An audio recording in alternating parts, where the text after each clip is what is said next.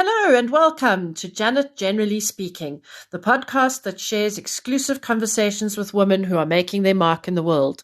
The podcast shares their unique stories, experiences, and perspectives, giving you insight into their journey and the lessons they have learned. Created and hosted by me, communications professional and business owner, Janet Gericke. Let's chat. I'm in studio with Yasmine Miemic. As you know, I talk to people who I find inspiring, and Yasmine has been inspiring me for quite some time. We'll get into why, and you'll learn, because from what she tells us and what her life has been and what she's doing at the moment, it will be obvious. But I did go to her LinkedIn profile, which says that she's strongly committed to building a better future for all. It drives her work with her business, which is a project implementation company helping businesses integrate environmental, social, and governance practices alongside financial literacy initiatives. Okay, so that was a mouthful. Hi, Yasmine, how are you? Hi, Janet. Thank you for having me. Good to know that I inspire you. Very flattering. No, you do. Can you, just for context, give me a elevator rundown, kind of couple of seconds worth of 5 Inc., because that's kind of how you earn a living. Sure. 5 Inc. is a project management company, very focused on social sustainability. So BEE transformation, environmental, social governance reporting, sustainability reporting, with a special focus on social sustainability. So we try to uplift people who are in poor communities. We help them to earn an income, gain financial knowledge to help them make better decisions, but everything focused around upliftment and transformation. So that brings me to, what are you passionate about? Oh, my goodness. I'm passionate about a lot. But I'm passionate about people, and I'm passionate about the rights of people. So in terms of my work, in terms of environmental, it's focused, it looks a lot at environmental justice. And BEE is a lot about social upliftment, as I said. And so it's about people having a fair shot in life. That is something that I'm utterly committed to in every aspect. Yeah, of your life. Of my life, of my work, of my belief system, everything. And you grew up, like me, in the apartheid era to a large degree. I know I'm a couple of years older, but and we're vastly different. We lived in different communities, but you had a father and a mentor who I would imagine helped to inspire what you believe in today. Tell us about your father first as an inspiration for activism. So yes, I grew up in an Indian community in Joburg, in Pageview, which when I was about 11 or 12 was subject to Group Areas Act enforcement, and the Indian people were taken out of Pageview and moved to Lenasia. So that was a very, very big factor in seeing exactly how apartheid South Africa worked. And it was given to white people who worked on the railways. My father had grown up unbelievably underprivileged as a result of apartheid at a time when there were no opportunities for Indian people, any black people, in terms of bursaries, in terms of being able to go to university or work opportunities or that sort of thing. And that influenced my father to a large degree, but more than that, my uncle. So my father's brother, my father was a mini activist, a micro activist, as they say. So helped distribute pamphlets and that kind of thing. But my uncle was a fully fledged member of the ANC. He had also been to the UK and he had studied in the UK. And while he was there, he was exposed to the Thatcher years, so all of that injustice and all of that. But he became a committed socialist while he was in the UK. And he came back to South Africa in 1977. And it was at a time where we were Indian people living in a small town. You certainly didn't hear about communism because, Roy Gevaar and all of that in South Africa. And also in the Indian community where life was about survival, really. Yeah. And so between the two of them, it was my uncle who inspired a deep commitment to socialism, not communism, which was the perversion of socialism, but the ideal of equality for all. And my father who inspired critical thinking. He would never let me take anything at face value. I remember having a conversation with him. I think I was in high school, and there were some mine workers who had died in a shaft. And I was upset about it. And he said, well, what are you so upset about it? This happens around. And I remember crying bitterly because how can you oppose me on this? And his motivation was to say, don't take things at face value. That you always have to absolutely criticize everything that you hear and analyze everything that you hear. I was also really privileged in that my father put me in a school which was extremely forward-thinking at the time. My uncle coincidentally taught history there. So it was a school that was established to be non-racist. At a time when people were talking about multiracial, it was non-racist. It was only staffed by the very, very best minds and people who were committed to non-racism as well.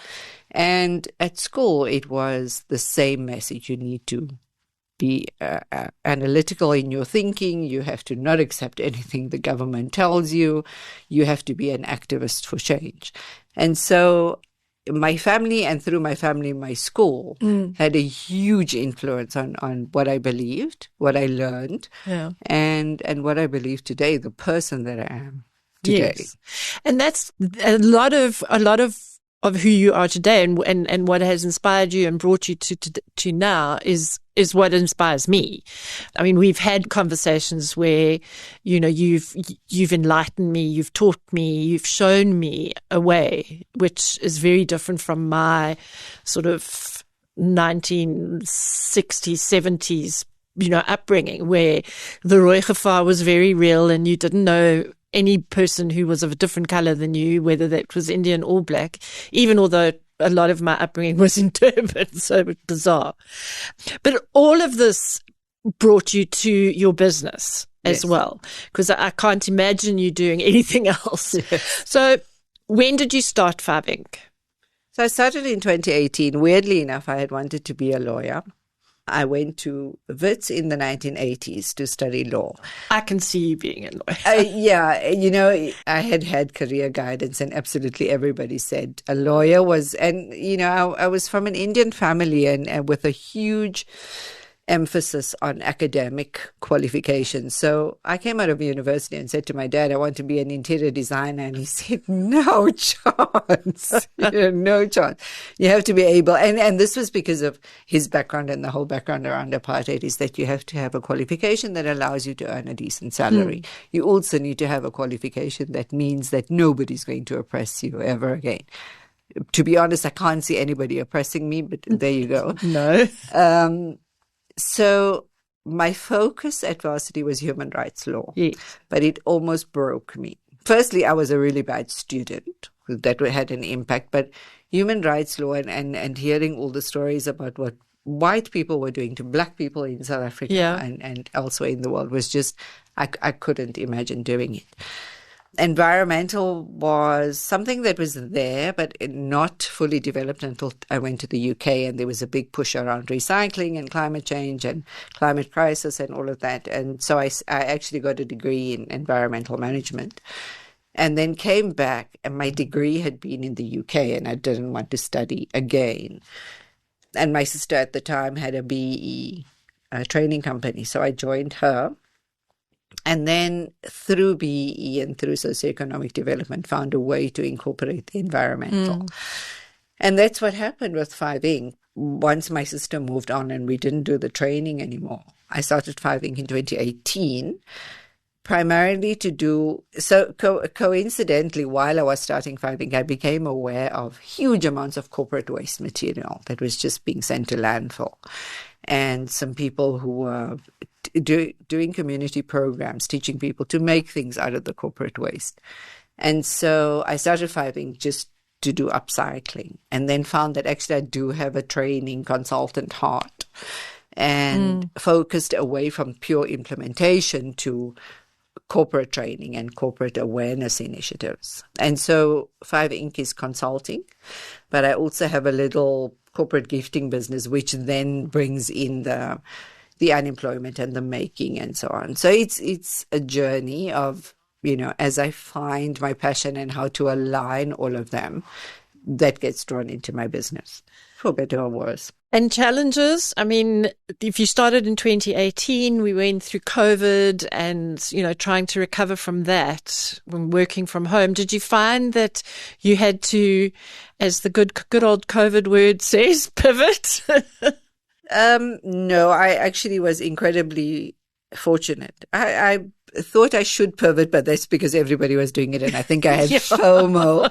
I actually ended up going back to my consultant roots, and I was lucky in that I had retainer contracts. Okay. And so I just continued with my contracts, and I work from home anyway. Our projects happen all around the country, and so the only thing really that was impacted during 2020 was that I couldn't travel to our project sites. But the minute we were allowed to travel, I did, and promptly caught COVID. So there was a lesson in that. Yeah, I don't think anyone escaped. No, but no, I was really lucky. I didn't have to pivot, even though I did. Escaped pretty much unscathed, I think. And obviously, there are challenges. Anybody going into business or a solopreneur entrepreneur, there's challenges all the time. Have you had any specific challenges that you can share with us? Yes. So I am in BEE. It's a very crowded space in terms of consultants. So there's a lot of competition around that, and you almost need to have an in with a corporate client before you get the job. There is enterprise and socioeconomic development are very much the person in the company who has a passion project who wants to support that. And so it hasn't so much been because I'm a solopreneur as the fact that you need to have the connections. And to be honest, the big contacts that I have at the moment, I have because I've been exposed to people within the corporate. So it's the challenge that everybody complains about in terms of BE, but in terms of South African business in general, is that unless you know somebody, it's enormously hard to get your foot in the door. Personal referrals are always the one that wins. Yeah.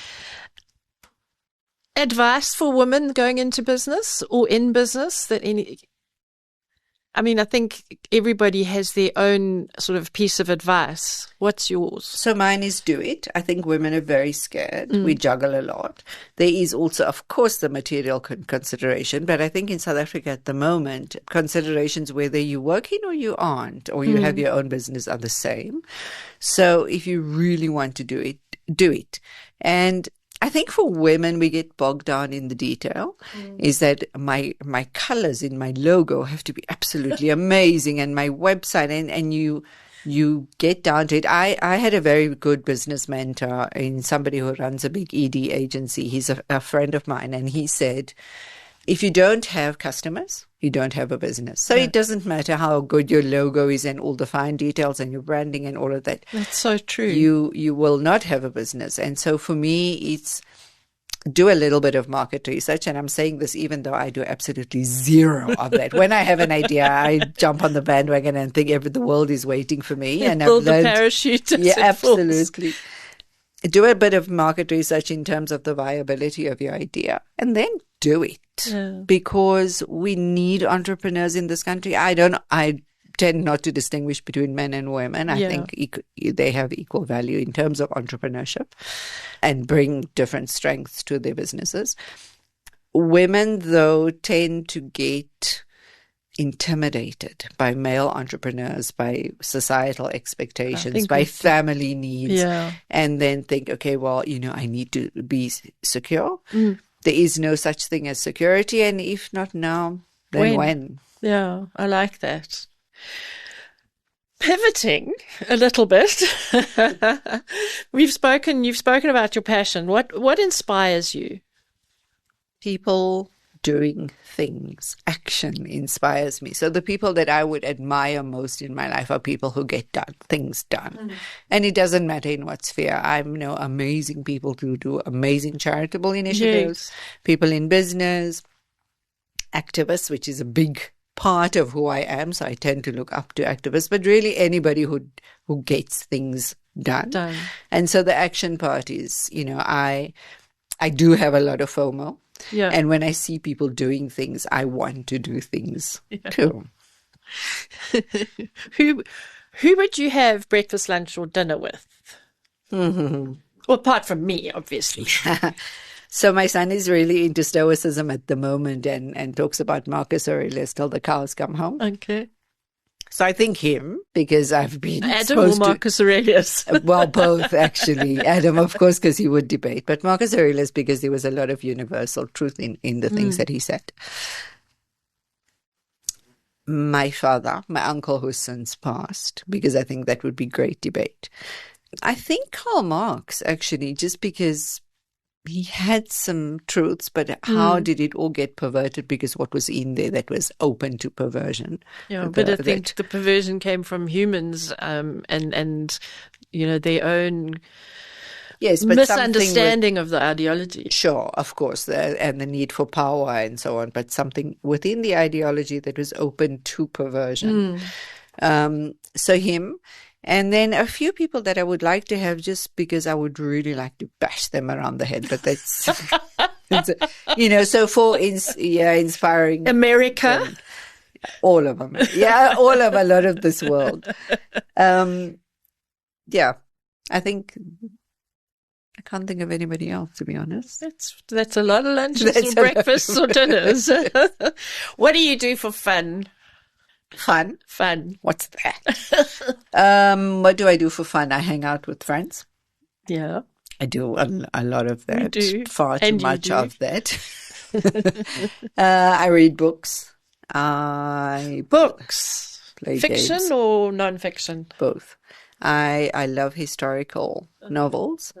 So anything, the creation of a country, those kind of historical, history of the Vikings, that sort of thing. And I read a lot of trash, unfortunately. I love fantasy, but I read any kind of trash when I'm in the mood and don't want to think. Basically, give me something to read, and I read it. I just don't care about celebrities, so I'll never read an autobiography of those. Do you have a daily mantra? No. If I did, it would be get moving. That's my thing for this year, is that I've had a lot of trouble getting moving. But that would be my mantra. Although, exercise or just doing? Just doing. Yeah. Okay. Getting stuff done. And when the tough gets going, what do you do? Hide under my duvet. Yeah.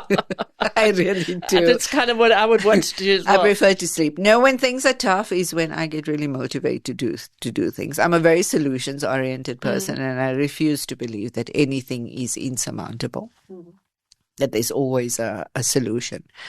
And so, yeah, I tend to find solutions. But do you have a best success in your career or your life? My son. And I mean, that's such a cliche, but really my son is everything, the product of everything that I was brought up with. Yeah. And my beliefs and my practices and my values, he embodies those. Yes. And so for me, the thing was, yes, I've passed it on. Good or bad, I don't know. But I have passed it on. And a lot of what I hold very dear, so does he. And so for me, it's the product of generations of belief before me and people who have implemented, like going to the school, somebody started it, somebody had the ideology. So all of those generations of ideology, which were embodied in me and embodied in him. And I hope that makes, a difference in this world. And so, yeah, undoubtedly my best success. That's amazing. How do you see failure? I don't. So I live in my own little bubble. In my head. I mean, I know I failed at lots of things, business and, initiatives. But is it failure? Isn't it a learning experience? Yes. Yeah. So my thing is, if you don't fail, you haven't lived. Yeah. If you don't try, you don't fail. And if you don't fail, you haven't lived. So I'm there's a happy. mantra. Not for for sure. the morning. It is. I say that to my cousin all the time, who's really scared of failure. I don't see failure. I have, luckily, the personality that allows me to really fall flat on my face and just get up and carry on again. So, which is inspiring. I get that some people are so intimidated by failing. I generally don't care what anybody else thinks. Genuinely don't. Yeah. So if you think I failed, great. I just carry on doing my own stuff. And that is also that I inhabit my own planet and everything is happy on my planet and successful on my planet.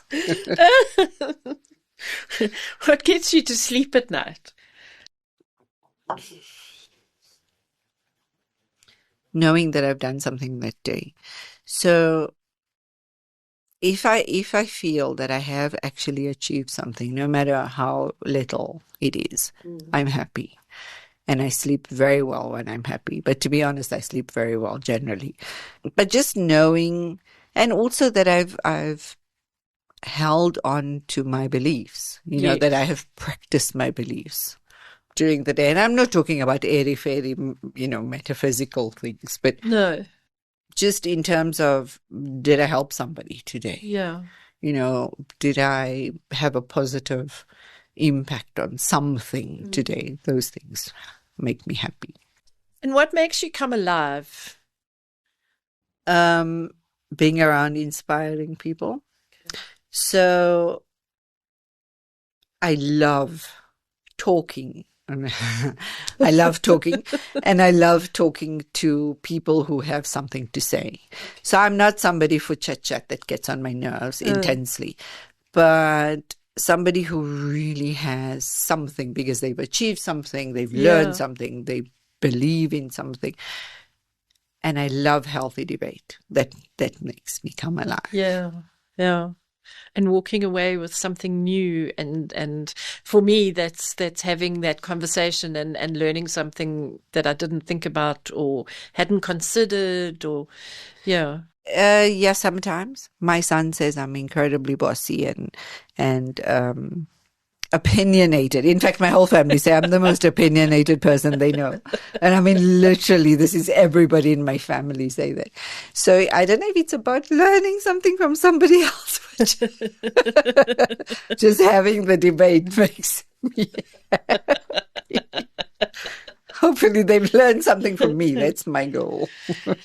But I think, knowing you as I do, I mean, what inspires me as well is your commitment to your activism. I don't know if that's the right word, but your commitment to what you believe, that from a humanitarian perspective, looking at the world as it stands at the moment and saying, no, I'm not buying Coca-Cola, for example. I mean, how will you measure your life? By how many things I've done, so how many businesses I've started, how many, activities I've joined, how many causes I've believed in, and whether I've stayed true to those causes. Yeah, for me it would be, have I stayed true to what I believed? I think I'm doing well so far. And have I had an impact on this world? So I have a very strong sense of we are not on this earth to be consumers, So we're not here to be working and consuming and then landfilling. We are here to have a purpose.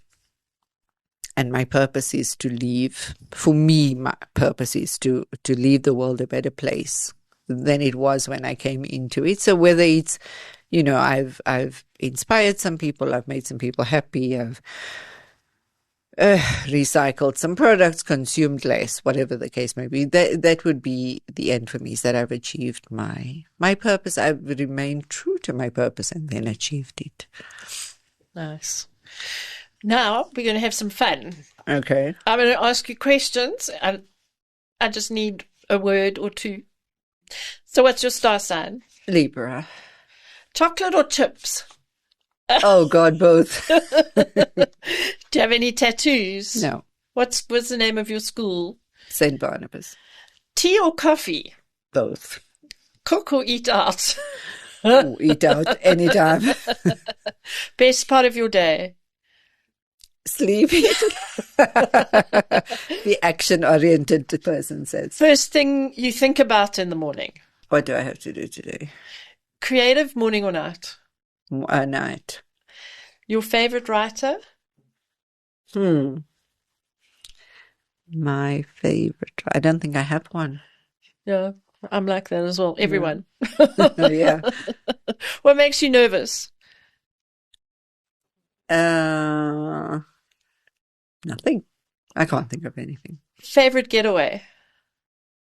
Is this a spin on the beach or mountain? No, question? no. Favorite place? No, generally like, A well, I city. suppose. Yeah, a city with museums and culture. Yeah, Yes. yeah. How do you feel about social media? Invaluable tool. What's in your bag that you can't live without? My credit card. If you could switch lives with anyone, who would it be? Nobody. What song are you currently dancing to? Snoop Dogg. I've reinvented Snoop Dogg because he's everywhere at the Olympics. I've rediscovered him. You've rediscovered him. That's amazing.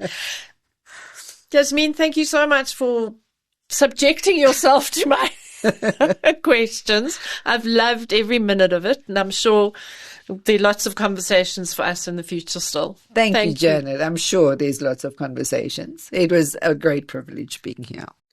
That was the Janet Generally Speaking podcast. Follow for more in the People Who Inspire Me series. All links and details are in the podcast description.